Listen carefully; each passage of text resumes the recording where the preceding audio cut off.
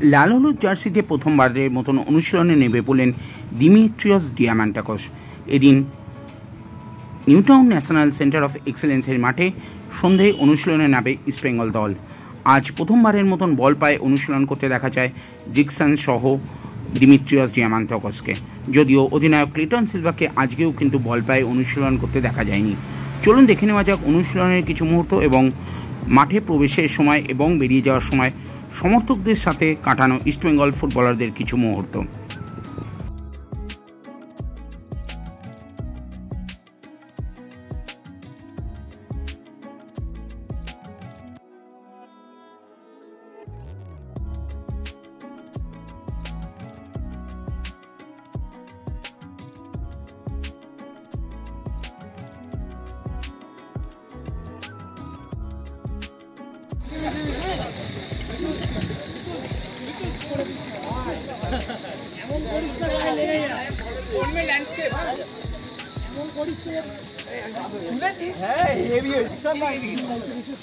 Yeah, it was really nice.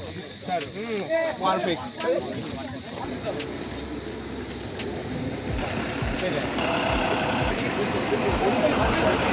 Good night.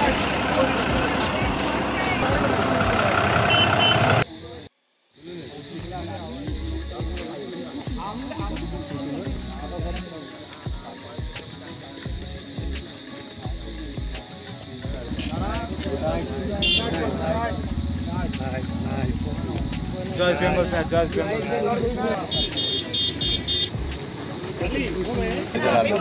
Bengal.